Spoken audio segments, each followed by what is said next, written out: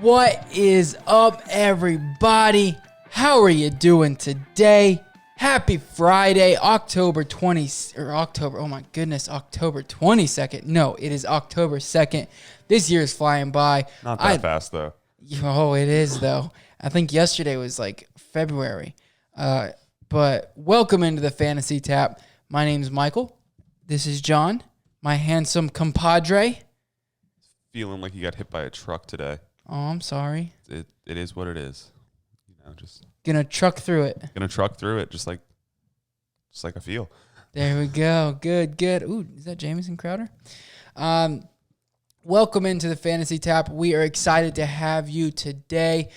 We are currently in the middle of watching the Thursday night football game. Not too bad. You know, it's 17-10, a little more high scoring than I think most people thought. I said it was going to be a 3-2 game. Obviously not. Sam Darnold had a nice run before getting a little injured there. He took a hard hit, but he is back out on the field. Looking pretty good. Yeah, he's not looking bad, not looking too shabby. So hopefully he keeps it up. If you started James Crowder or for some reason started Sam Darnold, you're not looking too bad. Ooh, wow. Until he throws a pick. Until he threw that almost pick. So anyways, welcome in. Before we get started, a couple things I want to touch on. One, of course, is the beautiful Kenny Galladay jersey. We only have it for 2 more days. Yeah, this is your guys' last reminder. If you guys want to gain your chance to get this jersey in your possession, you're going to need to follow us on Instagram and Twitter at thefantasytap. Make sure to like the post pertaining to the jersey and tag 2 friends in the comments. 2 friends. That's it. Like it. Boom. You could have it. And then also, before we get started, I want to talk about what we're drinking right now, and that is from Bold City Brewery. It's called the Killer Whale Cream Ale. Pretty good. It's okay. Different. Have you had it? I have. I just took a sip. It's creamy. It's sweet. It's got a nice little lightness to it. Yeah, very light. Very, very light. Hint of sweetness. Not bad. Not bad. So, but we've got 26 different injuries that we're going to talk about. Actually, news as well as injuries. I used every letter from A to Z. I wanted to get into double A's and double B's, but we didn't have anything else to fill out. So before we take up too much time, let's jump into those news and injuries. Of course, the first and probably the biggest piece of news that we're going to talk about right now is the Titans and Steelers game has been postponed. This is going to be their bye week. So if you have Titans and Steelers players, take them out their lineup, find somebody else, and put them in there. Yeah, it's just a bye week. Yeah. So unplanned. Make sure you guys are being responsible on your waivers and picking up whoever you need to make the adjustments that you're going to have to. Hopefully you're not starting James Conner, Derrick Henry, and Juju. Yeah. So apparently there was one remedy to this, and that's moving the Week 7 Ravens-Steelers game back to Week 8, which is the Steelers' bye week, or was their bye week. And I believe Week 7 was going to be the Titans, and they'll just play this game then. So glad it's not going to mess up. There's also been reports potentially about adding a week between the playoffs and the regular season, just in case this happens again, to give them a 1-week buffer to play any games necessary. So that's not like that idea. Yeah, it's nice. Gives everybody a chance to rest up, and in this situation, it's not a bad thing to plan for. It's nothing official, but there have been some rumblings about that out there in the Twitterverse. So, Alan Lazard, he was one of your starts of the week. Yeah, make sure you guys are not starting him now. Yeah, must not start now. He is out indefinitely after having after having core muscle surgery. So pull him out your lineup. It's a deplete. Oh my goodness, I can't speak. It's a depleted wide receiver roster there. So Fire up Robert Tonyan. Yeah, Robert Tonyan, MVS, solid maybe. Devontae Adams, throw him in there. Well, he was limited in practice today, so he's inching towards playing. And if he does, he might have a blow-up game. But I do like Robert Tonyan a little bit this week. I'm start Eric Ebron. He's obviously the Steelers. I can't play him now, so I am playing Robert Tonyan. Yeah, I'm gonna have to pick him up in whatever leagues he's still available, just because, like you're saying, depleted options there. Might be a good game for Aaron Jones too. Could be on the ground. Yep. Anyways, yeah, he completely missed him. He got the target. That as long targets count. Cam Akers did not practice again with that rib injury. Will Fuller, he was listed as limited in practice today with a hamstring injury, or on Thursday. Scotty Miller did not practice again with that hip injury. And, of course, Chris Godwin did not either with that hamstring injury. Chris Godwin's not going to be playing this week, and it's looking like Scotty Miller might be right there with him. So keep an eye on that. Henry Ruggs, he was still sidelined with a hamstring injury. Not good there. That's why I have Hunter Renfrow as my start of the week. Brian Edwards is also ruled out. So this week. So fire up Renfrow, fire up Darren Waller, fire up Josh Jacobs. Good matchup this week. So what else we got? We got DJ Chark. He was back in practice in a limited fashion after that chest injury. Mike Williams, he was sidelined in practice with a hamstring injury. Michael Thomas was limited in practice. Which Mike Thomas is this? Is this Michael Thomas or The Mike Thomas? Michael Thomas. Okay. The Saints one. Yes. The good one. The good one. Okay. Hey, Making sure. Sorry, Mike Thomas. The bad one. You're not bad. Don't listen to You're John. not bad. You just name comparatively. You just your parents just happen to name you the same as someone who's better. Or are we talking about the DB? Mike Thomas. I don't know. You wrote it. You tell me. I don't know. I'm confused now. Now we're talking about Michael Thomas. They're all practicing. Yeah. Yeah. So Jared Cook did not practice. Groin injury. Find somebody else. Pick up Robert Tonyan. Pick him up. Easy pickup in a lot of leagues.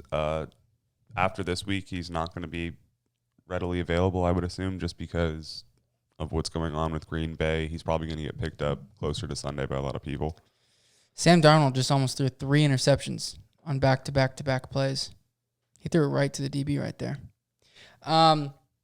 OBJ popped up on the injury report with a back injury. He was limited in practice. George Kittle practiced in full. Great news.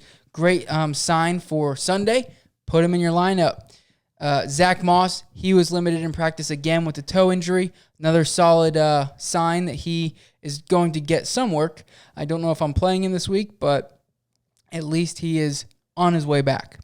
And check your waiver wires. A lot of people dropped him, so go scoop him up if he's out there. Raheem Mostert did not practice again with the knee injury, the MCL injury. And then Jerick McKinnon, he did practice today. So it's looking like he's going to play this week. Start him. Yeah, start him. Definitely start him if you've got him. They run the ball like crazy, and it seems whoever has the ball in their hand in that backfield is extremely efficient. Mm-hmm. Yeah. Whether it be Mostert, McKinnon, or even Jeff Wilson. So Alshon Jeffrey, after practicing in a limited fashion on Wednesday, he did not practice on Thursday. More Alshon Jeffrey being Alshon Jeffrey. Now, Terry McLaurin, he popped up. Goodness, man. We're just now halfway through. He popped up on the practice or injury report. He was limited in practice with a thigh bruise. And then Steve Sims did not practice with a toe injury. Oh, boy. Yeah. So he still has that toe injury. The little piggy's bothering him. Now, we've got Djax. Still sidelined with that hamstring. Typical for Djax. Typical for the Eagles. Yeah. Yep. No receivers, no nothing for them. Russell Gage, this is good news. Practice in a limited fashion after not playing the remainder of Sunday's game with a concussion. So he is back practicing in a limited fashion. Julio Jones, I almost said Julio Jones. Julio Jones, he did participate in a walkthrough. So not good, not bad. See if he plays. Getting closer to being ready to play, but still probably not playing this weekend, or if he is in a limited fashion, not going to be full go. Are you taking a 75% Julio? It depends on Calvin Ridley didn't practice today with an ankle injury, so it kind of depends on who all's playing for them this week, because it seems like they're a little banged up across their receiver core. Yeah, quite a bit. The big three are on the injury report. So I would take it 75. I think 75% Julio, but in most situations, yeah, you'd have to. And then, like you said, obviously Calvin Ridley, he did not practice with an ankle injury. Not good there. DeAndre Hopkins, he didn't practice. He did not practice with an ankle injury. There must be some holiday I'm not aware of that everyone just didn't want to practice today. So they said, hey, we got ankle injuries. Our groins hurt. We got fantasy teams to worry about, guys. Come on. Seriously. I'm out of breath reading all these. Kareem Hunt, his groin injury is looking not to be serious, which is good news. Hopefully he gets to play this weekend. He's been a solid RB2 flex for you week in and week out so far these first 3 weeks. So if he's playing, I'm putting him in my lineup. Leonard Fournette did not practice, another ankle injury. Another holiday guy. Yeah. A.J. Brown was expected to play this week, but obviously the Titans-Steelers game is postponed. It's kind of nice, though. Give him another week off to get that, I believe his knee or the bone bruise that healed. So give him some time there. Get him ready for week 5. Come out, ball out, boom, done. And then finally, Chris Carson and Carlos Hyde were both limited at practice this week. So Chris Carson has a shot to play this week against the Dolphins. Both of them do. But Chris Carson has a shot, they're saying. Good to see. I like that. I like it. I like a limited Chris Carson. Yeah. Unlimited? A limited. Oh, I thought you said Mr. Unlimited. No, not him. Okay. All right. And that is it for our news and injuries. That was quite a bit. Yeah, a lot of people got hurt. I'm telling you, there was some holiday that they all signed up for. NFLPA probably had a secret meeting. Something's going on. Yeah, seriously, because, dang, 26 pieces of news. Got through it pretty quickly, though. Yeah. Absolutely. Wow, yeah, absolutely. Yeah. It's good. It's good. Now, anyways, ladies and gentlemen, let's get into our Week 4 preview. We're going to go through game by game, talk about who we're going to play, who we're not playing, why we like them, why we don't like them, and who's a must start, maybe, who's a must sit, who we're sitting, who we're starting, all that good jazz. So let's get into it. Arizona playing the Panthers this week. John, anybody you're excited about this week in this game? I'm actually, and this is weird for me, I'm actually really excited to see if this Panthers defense is weak enough for Kenyon Drake to actually be the excellent back a lot of people were drafting him to be this year. He hasn't been a dud. He's had a bad game, nothing amazing, but no great games, no second-round running back, draft pick games yet. So I'm kind of excited to see if this is the week that he does it. Kyler Murray, an obvious must-start in this game for me, and DeAndre Hopkins. Possibly a good game for Christian Kirk in that slot coming in against the Panthers. They've been allowing a lot of points to the slot. I don't have the exact number in front of me, but I believe they're ranked second most points allowed in the slot. So I do think that Christian Kirk might find some small relevancy. Obviously not a huge boom game for him, but that's pretty much the main people on the Cardinals for me. Yeah, I do. I like Kenyon Drake. Maybe I was a week off on him, but he's looking good this week. The Panthers have allowed the second most points to running backs, and they have allowed the most touchdowns to running backs as well. So hopefully he breaks out this game. Like Kyler Murray, of course, and as long as DeAndre Hopkins plays, I'm playing him. I don't know if I'm going to play. If I have to, I think he'd be an okay flex player, Christian Kirk. But with Andy Isabella getting involved last week, kind of don't really know who that true number 2 is. But I do love DeAndre, Kenyon, and Kyler. Yeah. So as for the Panthers, I'm not starting Teddy unless I have to. If I had, for instance, maybe Ryan Tannehill and Big Ben, and I'm forced to play Teddy Bridgewater, then I'll play him. I am starting, though, Mike Davis. I think he's going to have a really solid game. He gets involved in the pass work. And then also the other two receivers for the Panthers. I know DJ Moore has not been living up to expectations, but I do believe he's in for a solid week this week. You're going to start him this week. I think he's going to at least give you wide receiver 2 numbers, low-end wide receiver 2. And then I like Robbie Anderson as a flex play. Not huge on Anderson, but I will definitely take you on DJ Moore. Yay. Are you starting Ian Thomas? No. Okay, good. Are you starting Dan Arnold? Oh, wait. Daniels? Nope. No. No. Unless you're in like a seven tight end league where you have to start 7.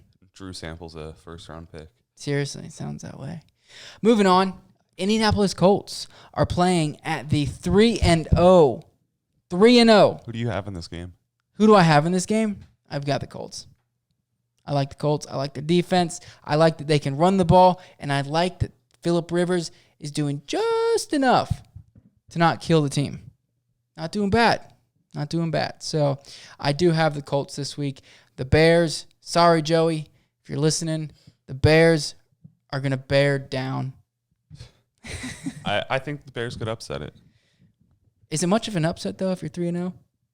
It's the Bears. At home? Did you expect the Bears to be 3-0? No, I did not. No, I did not. Who's favored in this game? Let me pull it up. I'm pretty certain it's the Colts. The favorites are the Colts. Yeah, the Colts. Yeah, the Colts. The Colts are -2.5.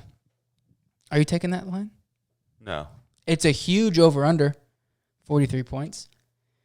Fun game. Yeah, I think the second lowest this week. So not going to be much of a shootout. But, I mean, any favorites in this game? I'm starting David Montgomery. I'm starting Jonathan Taylor. Allen Robinson, I'm starting. T.Y. Hilton, if I don't have a better option, I'm starting. He's not been there. It hasn't been there between him and Phillip Rivers. You know, the first game he came out great, 9 targets, but then from there it's been 5 targets, 3 targets, just not enough of the target share to really get anything done. I'm actually done with T.Y. this year until he can do something. Mm-hmm. I actually just took him out of one of my lineups and put Jerry Jeudy in, just because I'm tired of taking the low points. Other than that, though. No, on the Bears, the only real people you want, Allen Robinson. Yeah. I'm not a huge fan of David Montgomery. He hasn't really done the most this year. He's had one breakout game, but other than that, he's barely been flexible. So I might be looking at my waiver wires. Jonathan Taylor is pretty much a must-start for me, especially against weaker teams.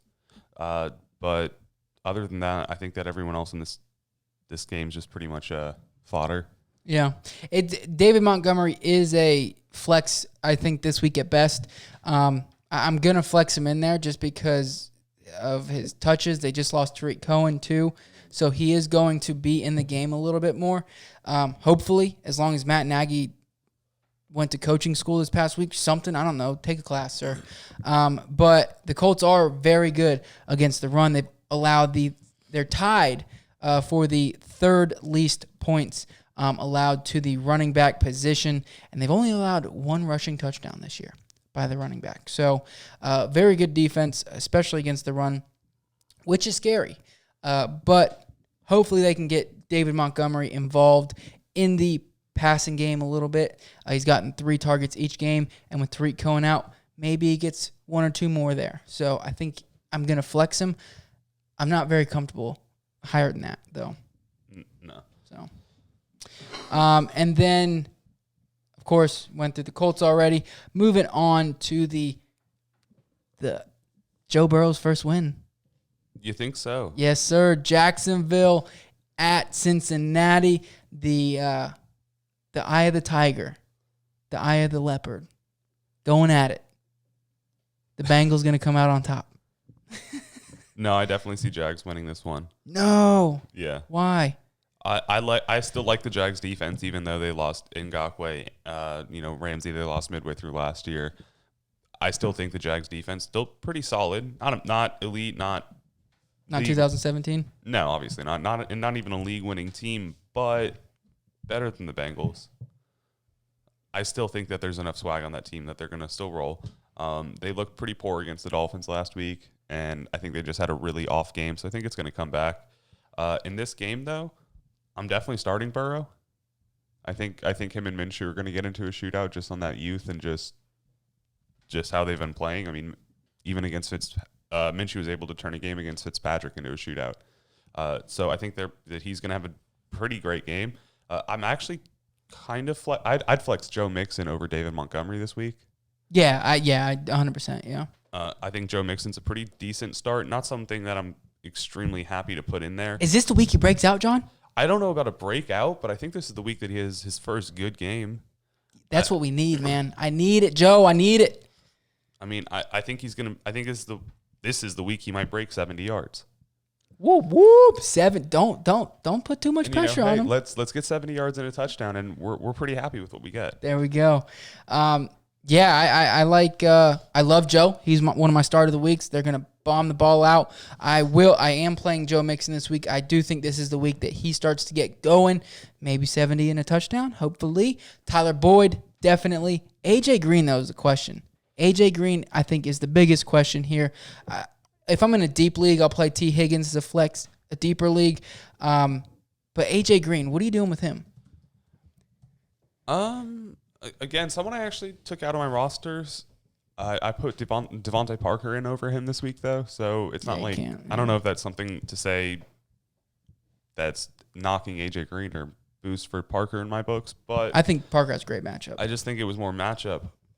I think that again, this might be a game where that deep ball finally connects with AJ Green, and those targets match up with what he can do. He's back in week 2 against Cleveland. He was targeted 13 times and only caught the ball 3 times. Oh, I know. It's obviously he's got opportunity there. It just needs to happen. Last week he did get his 6 targets and 5 catches, so catch percentage was a lot higher.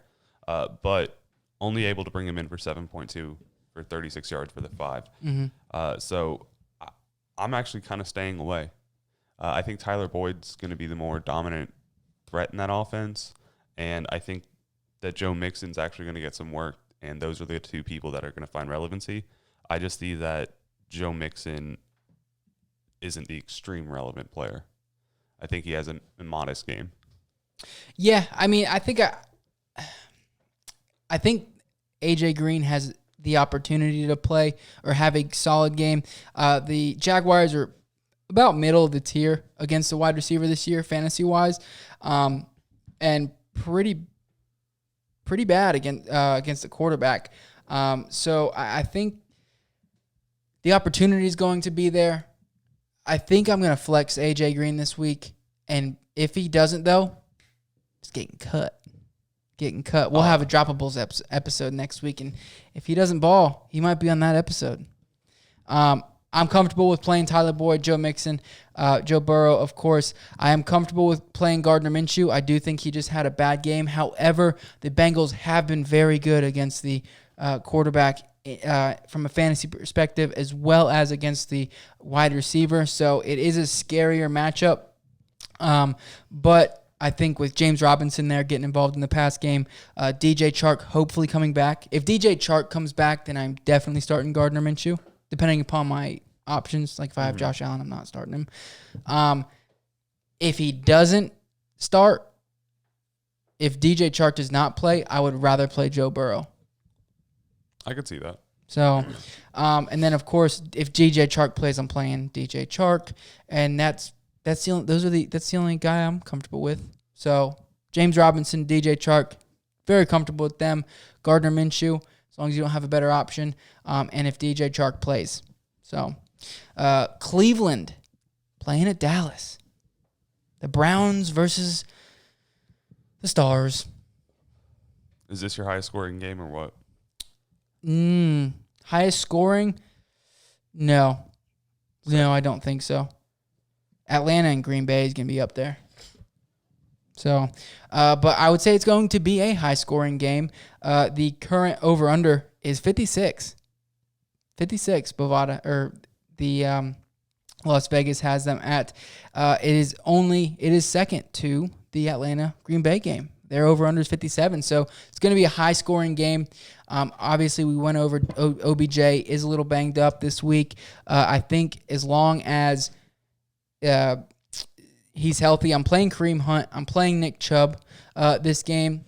I'm going to play Odell Beckham as long as he's hurt. Now, I guess the biggest question mark is Jarvis Landry. Their coach came out and said that he's not 100% after that hip injury, and he's kind of showed that this year. What are you doing with him? I mean, he's only had week 1. He had 6 targets in a full PPR league. He put up just over 11 points. Not great. Not very. It's not really what you're wanting from a flex player, and he hasn't hit that spot since. Now, he hasn't found the end zone, which he's not really been known for, but he also hasn't had the targets like he's used to. He's only had 3 and 4 the past 2 weeks. Are you playing Jarvis? No, not at all. I mean, he's gotten 13 targets in 3 games. You can find better on the waivers at the moment and find a better consistency than that. Like you said, if he's coming in there injured, I don't want to play someone who's injured and trying to work through something. So I've been fading away Jarvis Landry this year, and it's something I'm going to continue to do. Depending on what happens with OBJ, more than likely not going to be wanting to play him either. I do think this is going to be a shootout, but I think it's going to be coming through the running backs. Obviously, Kareem Hunt and Nick Chubb can dominate a team by themselves, along with Baker. If he can get on the right track, they can find other receivers in their receiving corps that can make a play or two, just to open that running game up when they need to. I think who I think is going to have a pretty solid week. Austin Hooper. The Cowboys have allowed the 11th most points to the tight end, and like you said, it's going to be a shootout. Vegas is thinking it's going to be a shootout, so it's got to go to somebody. And Jarvis Landry, I'm not hot on him. I will play Odell, and I think Hooper is going to reap the benefits of Jarvis not being there. And then Baker, I don't trust him. I'm not playing him. I think depending on who I have, Joe Burrow or Baker. I might take Baker just on the shootout. I think I'm going to take Joe. I like Joe. He's been slinging the ball. He doesn't have as good a run game, so they got to pass. But that's my only thing with him. Dak Prescott must start. Ezekiel Elliott must start. Amari Cooper must start. He's a must start. Yeah. You're playing him. Now the other 2 receivers there, Michael Gallup and CeeDee Lamb. You playing him? Yeah, I'm playing Lamb. I think Lamb's. Sorry. I think all the receivers. The reason I kind of winced when he said Amari Cooper is a must start is all of the receivers are getting relatively similar work. Yes, Amari Cooper is their designated number 1 receiver. He's getting a heck of a lot of targets. I mean, he's already coming in with 35 targets so far this season. But his yards per catch isn't that high, and he isn't able to get into the end zone. But you're getting their other receivers getting nearly as many targets in total while also getting equal yards and just falling a little bit below. So Amari Cooper is definitely a great start and a high start, but outside of this matchup, not a must start. Michael Gallup, I don't like him this year. Oh, I know. It's not that I don't like him. Your argument for him against the Rams game was he was a catch away from a big touchdown. There was that big touchdown catch that was PI because he pushed off. It wasn't an argument. It's fact. Yeah, because he pushed off. So no, he didn't push off. You just said it was fact. But so, again, why you saw such a big game from him last week was the same thing. That big catch came in. So those opportunities for him to get those big plays are there. They do like giving it to him. But it's not something I want to count on because when he doesn't get them, he's falling into like their 3rd receiver. So I actually like Lamb and Cooper this week. I don't think Dalton Schultz is a must start. I do think that he's a good waiver pickup or a streamable tight end for you. But if you have a solid tight end already, I don't think I'm going to start him over him. And then other than that, I like the Cowboys defense a little bit. I think Baker's going to be a turnover machine this week. Yeah, that's why I'm not playing him. I do like Dalton Schultz this week. The Browns haven't been great against the tight end, and I do like all three receivers. It's going to be hit or miss. One, two are gonna have a great game, and then two may not, or one may not. So this week the Browns are not great against the wide receiver position, so I'm gonna take that shot. I did say CeeDee Lamb. I think he's in for a big game. I think we were week early on him, so I would bet on him leading the entire receiving core in fantasy points. That was my bold prediction yesterday. He's going to finish as a top 12 receiver. But I do like Lamb this week. I do like Cooper, and I'm going to play Gallup as well. So and then Dalton Schultz. I think the ball is going to be spread around a little bit, but I'm not going to bench any of those guys, just in the fact that they're all playmakers and they could pop off. So good flex options. Moving on to the New Orleans versus Detroit. In Detroit, Drew Brees may have Michael Thomas back, may not. We don't really know yet, but I'm playing Drew Brees anyway. He had a very solid game last week, throwing for almost 300 yards and 3 touchdowns. So, got to play Drew Brees? Yeah, unless you've got an elite top 5 quarterback, you're playing Drew Brees almost week in, week out. He's like the lowest tier of a must-start quarterback. Mm-hmm. And the Lions are in the bottom quarter of the league against the quarterback, so pretty solid matchup there. Alvin Kamara, you got to bench him. You cannot play this guy at all, right? No, absolutely. You have to play him. Must start. Can't even joke about it. Obviously, running that offense without Michael Thomas there. So, without Michael Thomas this week, easy must start. With Michael Thomas there, easy must start. Are you playing Michael Thomas if he plays? Yeah, if Michael Thomas plays in any fashion, you're still playing him. Yeah, I agree. Now, what do you think about Latavius Murray? If Michael Thomas doesn't play, they seem to get him the ball a little bit of times. He got 12 carries last week, only getting 58 yards, but that was a 4.8 average. Mm-hmm. Had he found the end zone, it would have been a rather good. It would have been a good game for him, or just a little bit more pass catching work. If Michael Thomas does not play, I would consider playing Latavius Murray as an upside flex spot. Maybe he'll get in the end zone, put up similar numbers to last week, and plus fall in the end zone, get in the end zone somehow. I'm not expecting it, but if I need an upside guy, or somebody to fill that flex spot, if you lost Derrick Henry, I'm having to play Alexander Madison, for goodness sake.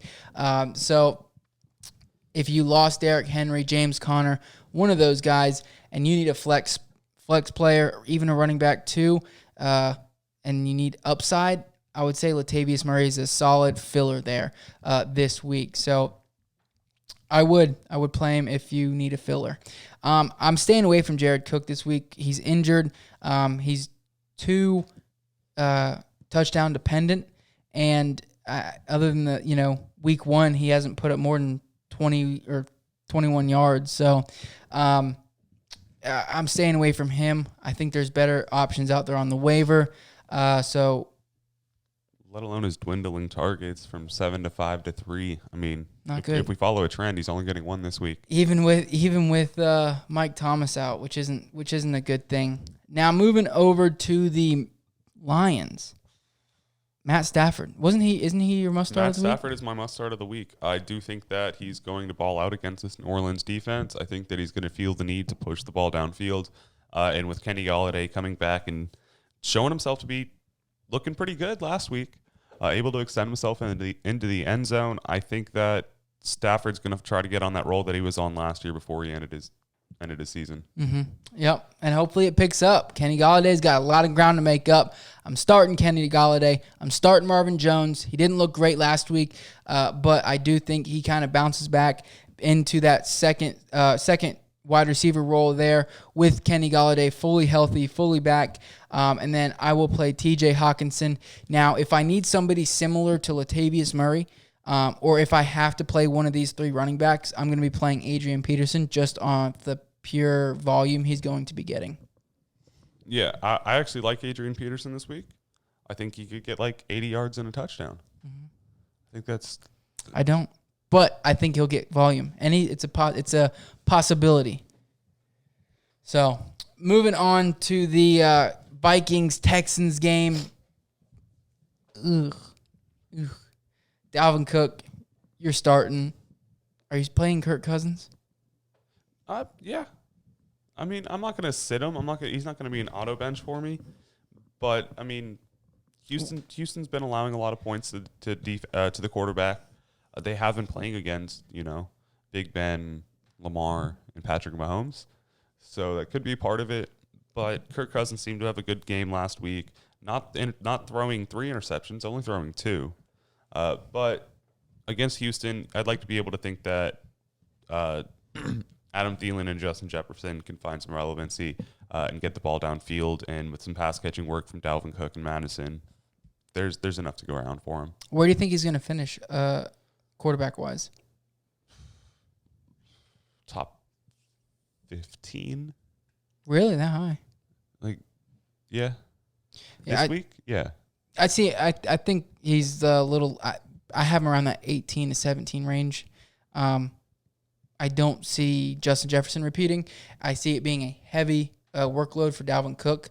It's actually why I started Alexander Madison, because he may get a little bit of touches. I just need him to fall in the end zone. But that was out of necessity. But I'd see him around that 18 or so quarterback range this week. Adam Thielen, though, I'm playing him. But are you playing Justin Jefferson after that big week last week? Yeah, I think that was a breakout game for him to where we're going to be seeing big games from him like that more. Obviously, so. I don't think you're going to get 175 yards and a touchdown from him. But I do think it's possible that you get a wide receiver 2 game out of him, possibly in the high end or at the floor of flex. So I'm not sitting him just because he had a big game, but I'm not starting him and expecting DeAndre Hopkins out there. Yeah, what he did last week. They need that wide receiver too. I think for me personally, I'm not gonna jump into playing him this week. I want to see what he does one more week. Did you play Justin Jefferson over Michael Gallup?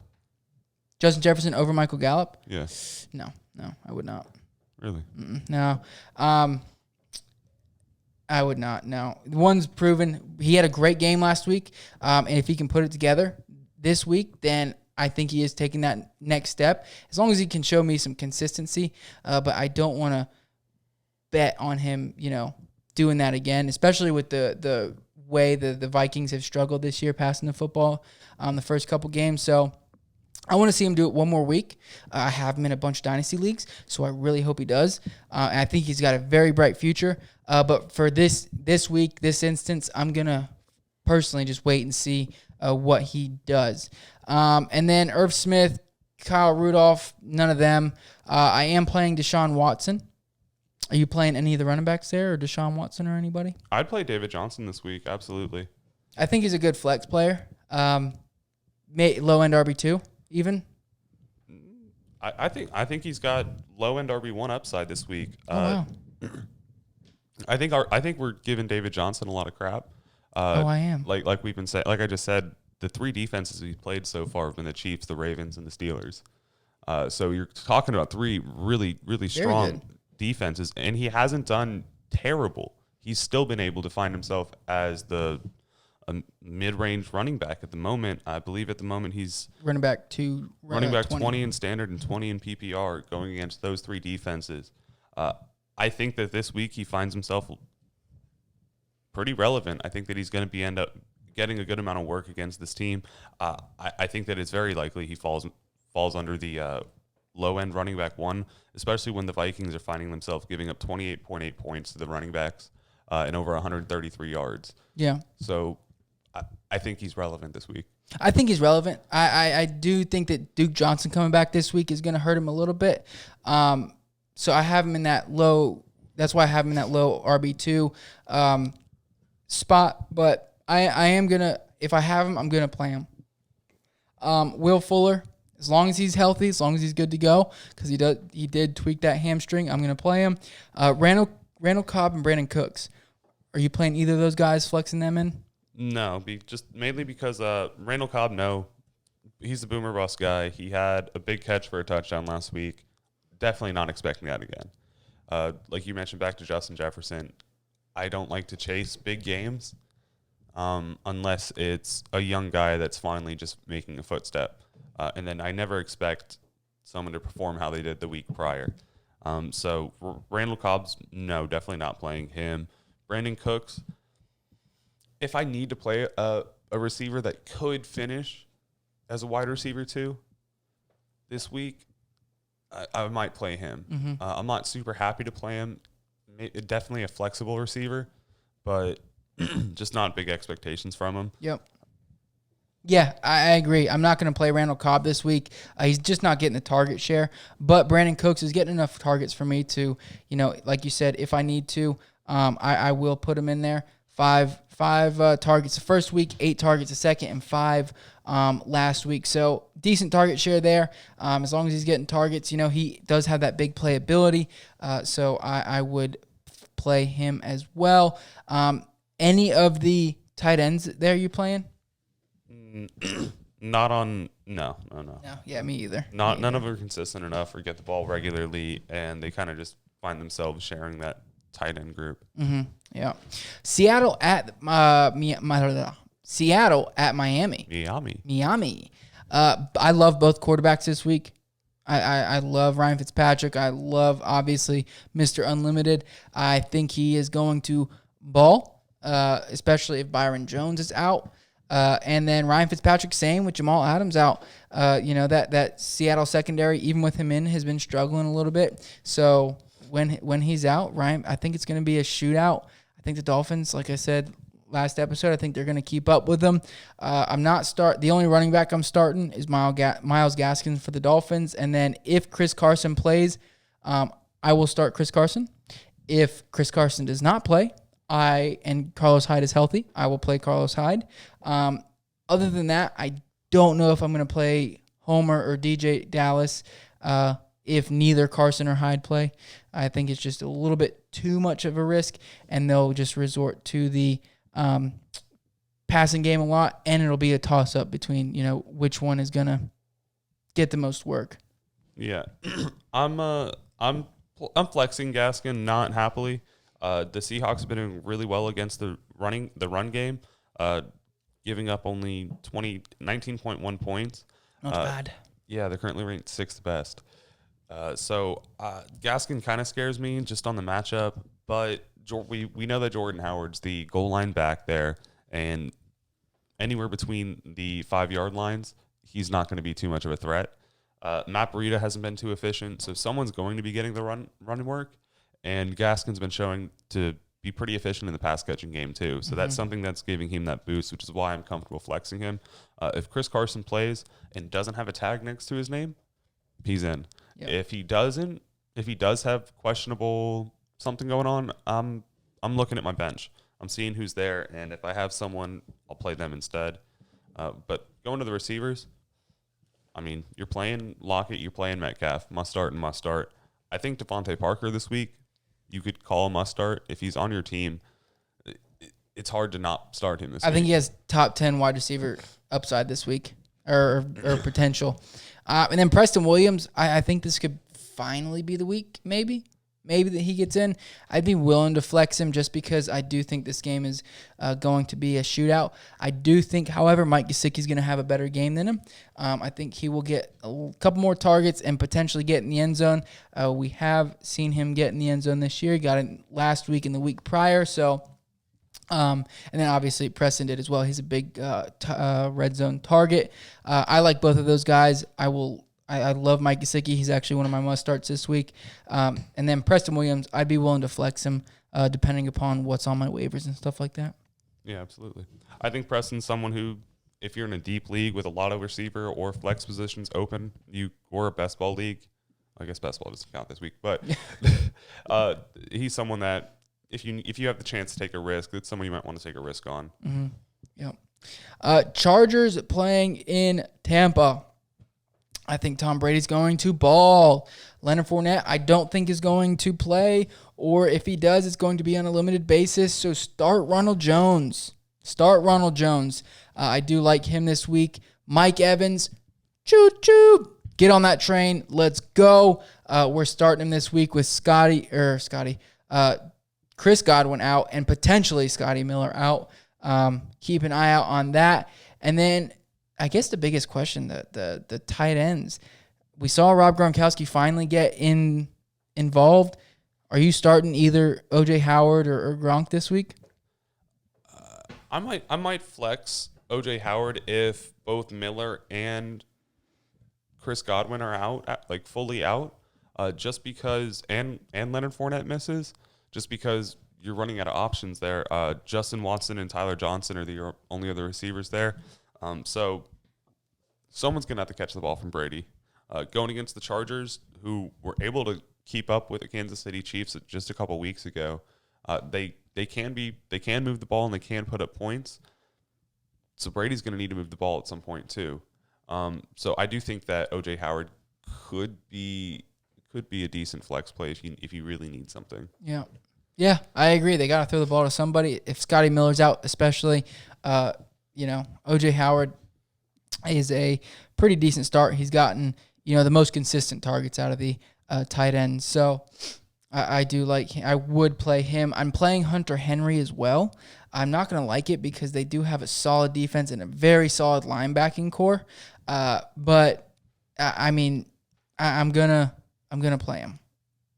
So he's a playmaker and he's getting the targets. He's more consistent. He's been more consistent than O.J. Howard has, and I would be more comfortable playing Henry over Howard, personally. But from the receivers, Keenan Allen must start. Yep, my opinion. That's it. Love him.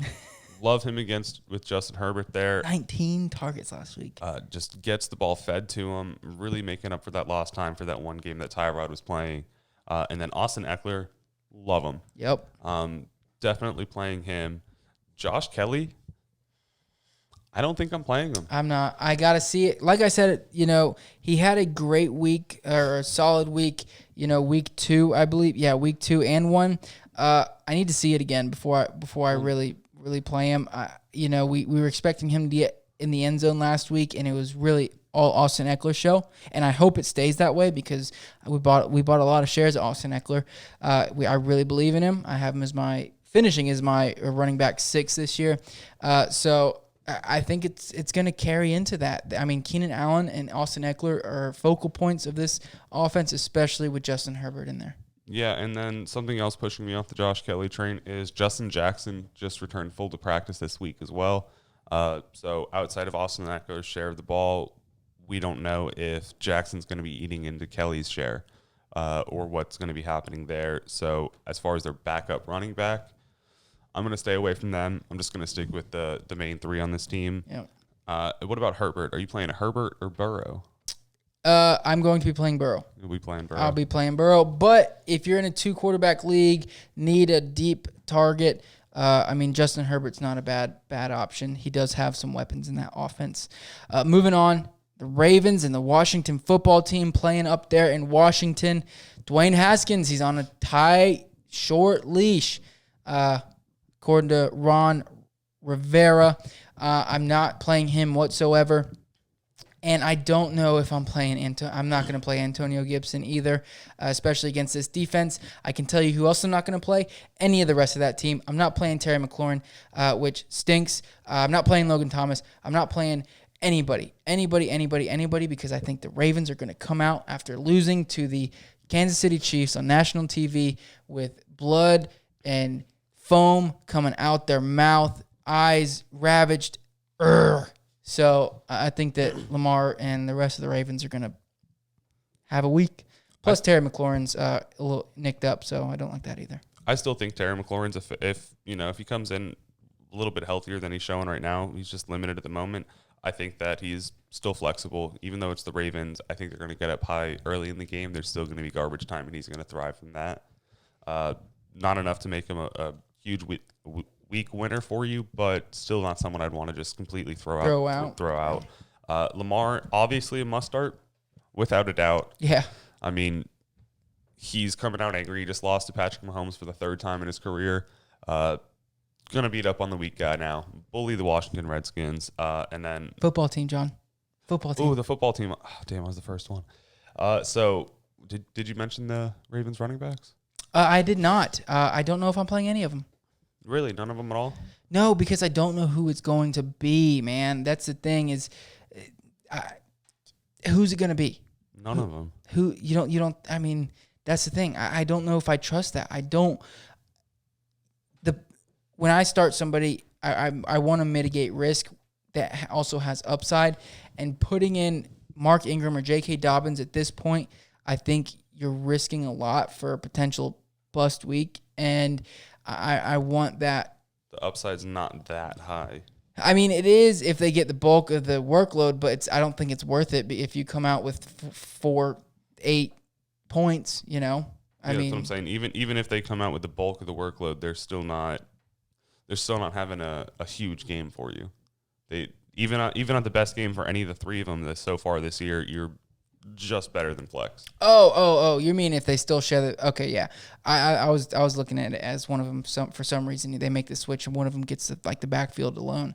But yeah, no, I don't think the upside's there with all three of them. That was the phone. Marquise Brown, pretty interesting. He's been pretty down. I think this is a good week for him to beat up on somebody. Yeah, like I said, we think that Lamar Jackson's going to come here to beat up on Washington, and he's going to throw the ball to someone. They've been pretty good against wide receiver, though. They have been. That's because a lot of teams have been getting up early and just running it on them. But I think, if anything, the only viable receiving options here for Baltimore, Marquise Brown, a risky boomer bust play for you, and then Mark Andrews, obviously a great tight end play. Going to be pretty much it for them. Yep. New York Giants playing at the Los Angeles Rams. I think it's going to be another bloodbath for Daniel Jones. He is potentially going to be sacked 24 times, 82 times. I don't know. With that defensive line plus that offensive line, it's a nightmare for a quarterback. I'm staying away from Daniel Jones. I'm staying away from any Giants running back. I will flex Slayton, and out of necessity, I will flex Tate. He did get 7 targets last week, which I like. But Evan Ingram, he's currently ranked 31st tight end in standard, 25th in PPR. He's getting the targets. He's just not doing anything. He only caught 3 last week. And in week 1, he got his second most. He got 7, and he only caught 2 of those. He's been a very disappointing fantasy asset this year, and I'm going to fade him this week as well. I'm not playing him, not against that defense. I don't think Daniel Jones is going to have time. I think Golden Tate's going to lead this team in fantasy points as a receiving perspective, just because he's going to run those shorter routes, and Daniel Jones is going to have to get the ball out of his hands. So Slayton and Golden Tate, I would be willing to flex. I'd play only Slayton on this entire team. Tate, again, like you were saying, out of necessity. I think they both have similar floors. I think Slayton has more upside, just because, let's say Jones does get one play that he's able to sit in the pocket for more than 1.5 seconds. Slayton has time to get more than 12 yards downfield. So I think that there's possibility that Slayton will get a big play, but I think at the low end, him and Tate share a similar floor. Out of necessity, I'd play one of them as like a weak flex. But when you go over to the Rams, you're kind of on a whole different story, because I'm starting someone from every position. Yep. I'm taking Goff. Yep. I'll take Henderson. Yep. Obviously, Akers and Brown, not playing either of them. Akers might not even see the game, while Brown might have some issues. Yep, and I don't trust either of those running backs. Cooper Kupp, Robert Woods, must starts for sure. And Tyler Higbee, I'm going to play him. He is a high upside guy. and I like him this week against that Giants defense. I think it's going to be a solid game for the LA Rams, and it's going to be pretty brutal for the Giants, to say the least. Moving on to the New England Patriots, going to the Kansas City Chiefs. Going to be another good game to watch, big rivalry and whatnot. I'm playing Cam Newton. I'm playing Patrick Mahomes. Yeah, both must starts. Playing Clyde Edwards-Helaire. Are you playing James White or Rex Burkhead? No, I'm not playing Rex Burkhead. I'm not playing Sony Michel, and I'm not playing J.J. Taylor. Possibly playing James White in a PPR or half PPR league, mainly due to the pass catching upside, and that's it.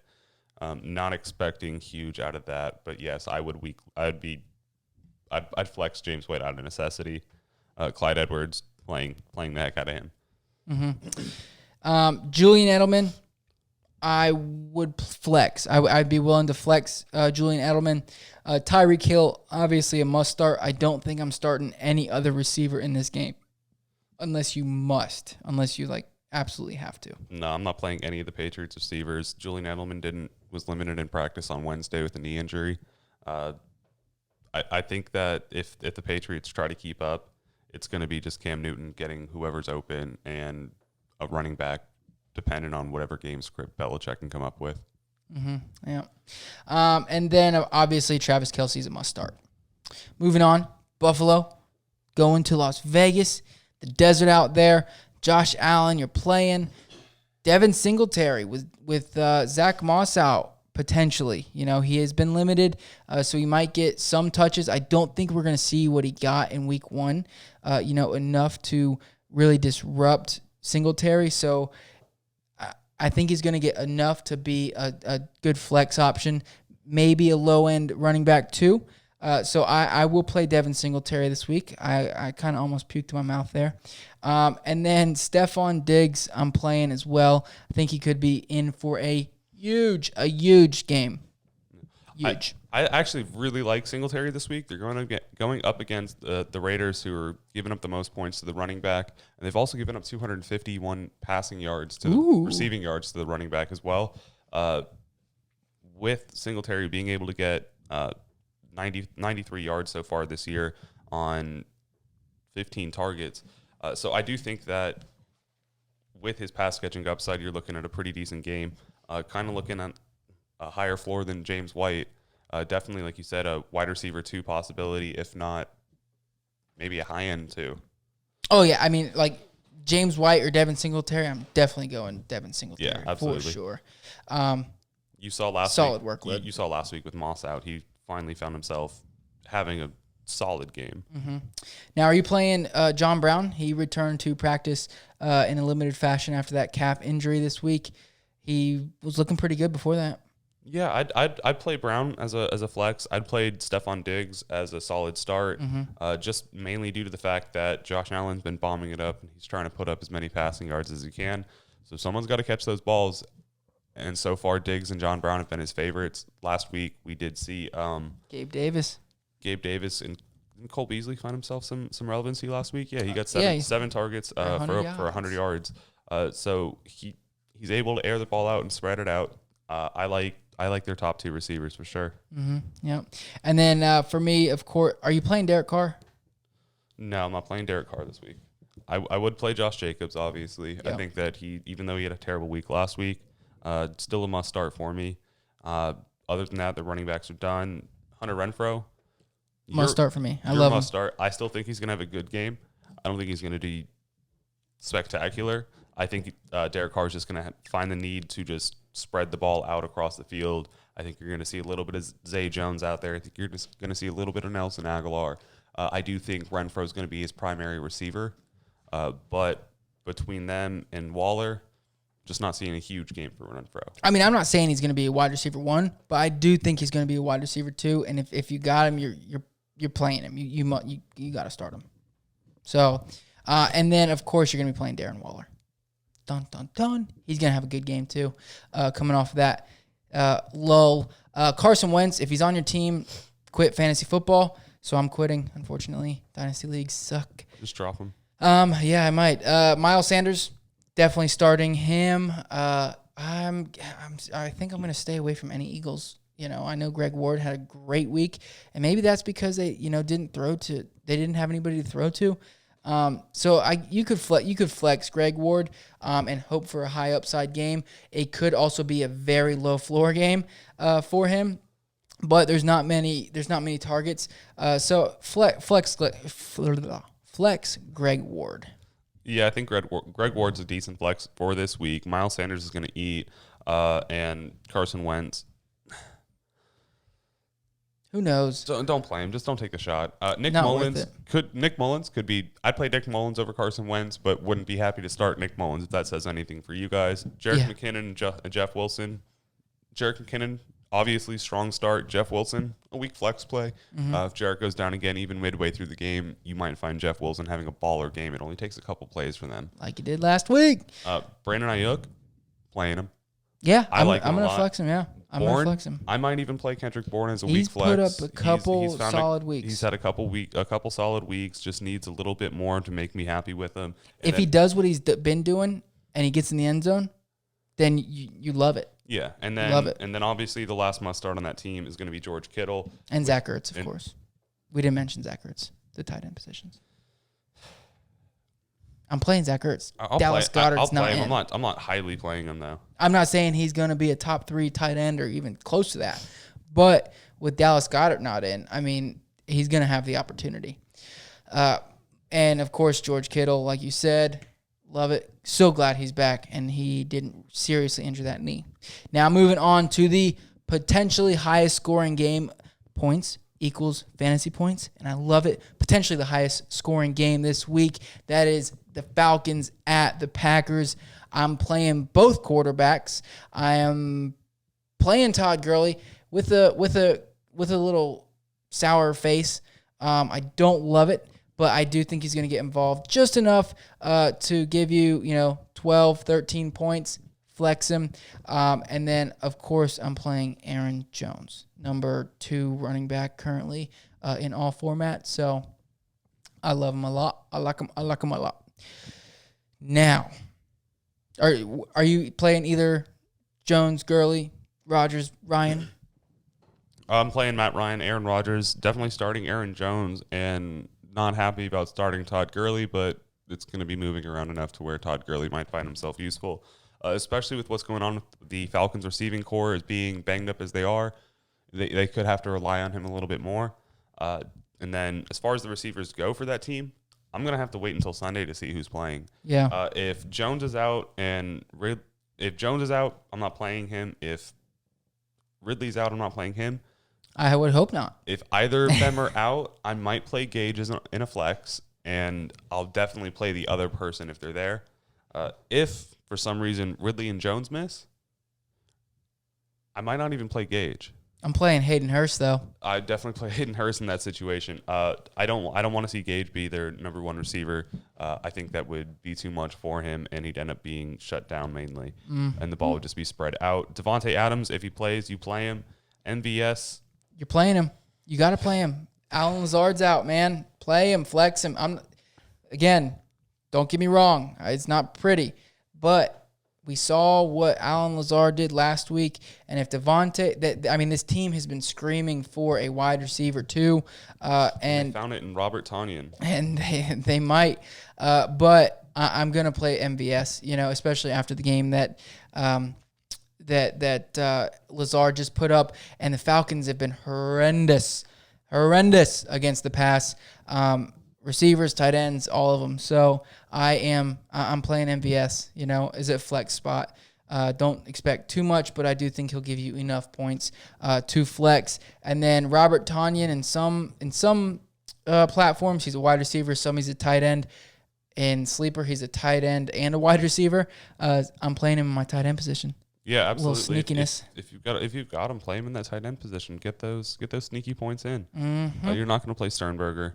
But Hayden Hurst could be a really strong start depending on injuries. And other than that, I believe if you're in a kicker league, Young Ho Koo is doubtful. Oh, no, not Young Ho. Yeah. Oh, no. Well, anyways, ladies and gentlemen, well, we missed a game, but it's not happening. It's the Tennessee and Pittsburgh. So they're having a bye week, if you didn't know.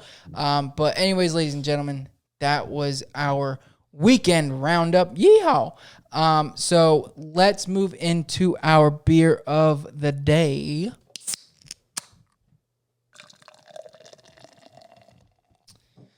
So, ladies and gentlemen, we were drinking on the Killer Whale Cream Ale by Bold City Brewery out of Jacksonville, Florida. Pretty dope can. It's got a little killer whale sitting in the bay up in Jacksonville. You got the skyline back there. He's sitting in an inner tube, which is pretty dope. Cool little thing.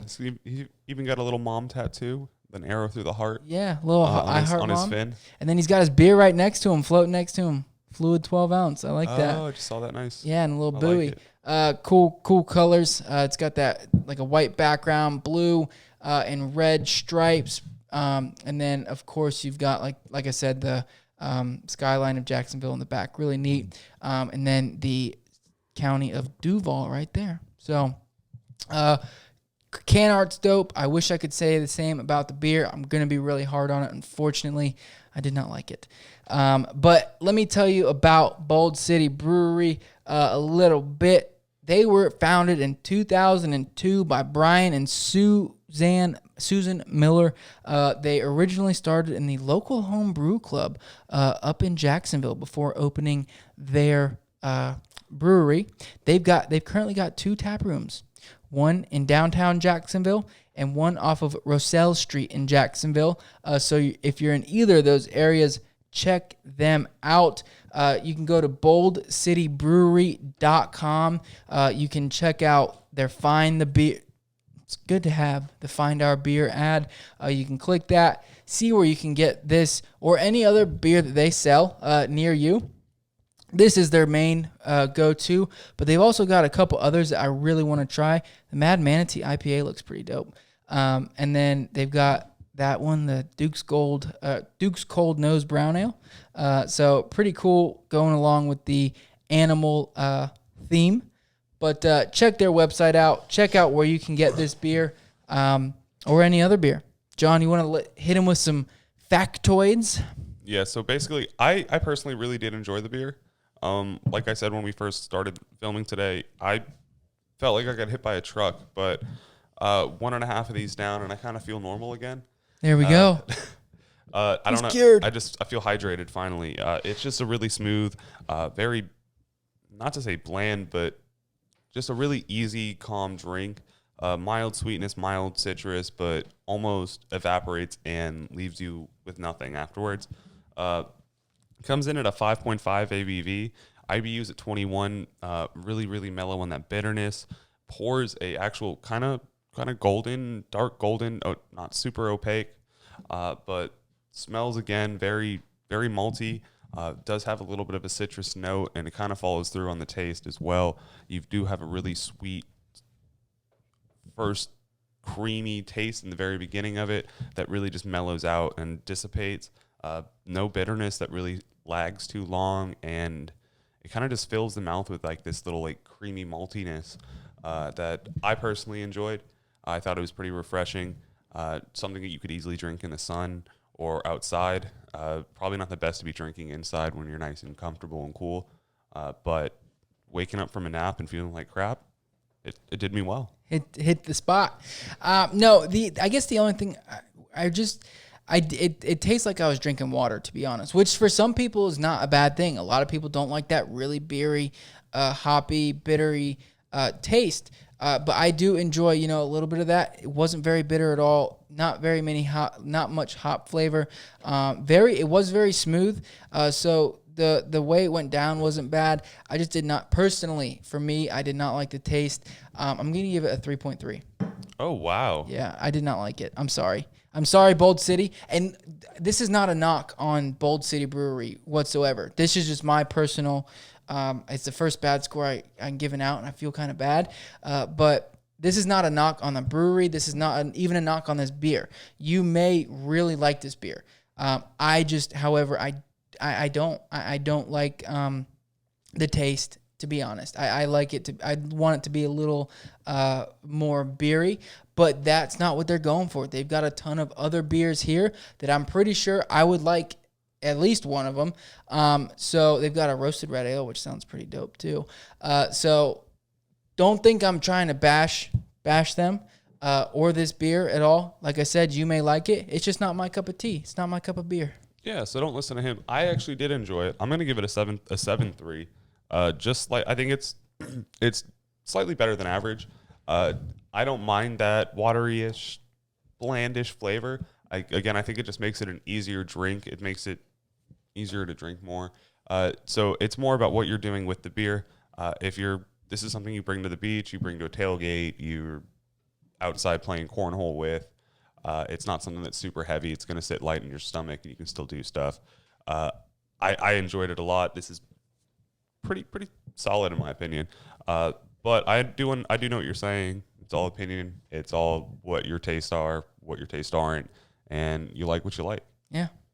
So, but anyways, ladies and gentlemen, before we go, I just want to remind you real quick about the Kenny Galladay. If you missed it at the beginning of the show, all you got to do is tag 2 friends on our Instagram post with the jersey or on our Twitter post. I retweeted it today, so it could be kind of get up there fresh on the page. So go check it out. Tag 2 friends, like the post, and you could win this. John, let them know where they can hit us up. You can hit us up at thefantasytap on Instagram and Twitter. And then if you guys want to send us an email, you can go to thefantasytap@gmail.com. We are looking for all of your fantasy football questions, whether it's your start sits, your trade advice, who you guys trying to get rid of, who you guys trying to grab. If you guys want any information on how to get into this Kenny Galladay giveaway, you can find it there, or you can DM us. We can walk you through the process of submittals. Just make sure you guys get your name out there and share it with your 2 friends. Thank you guys for all the support we've been getting. Make sure you guys continue to share us with someone. Shout us out. Let everyone know, like, hey, we found these people. Get our name out there. We really appreciate everything you guys have already done for us. Thank you guys so much, and we'll see you on Sunday for a Kenny Galladay giveaway as well as our start sit questions of the week. Yep, noon on IG and Twitter Live. Love you guys. See you later.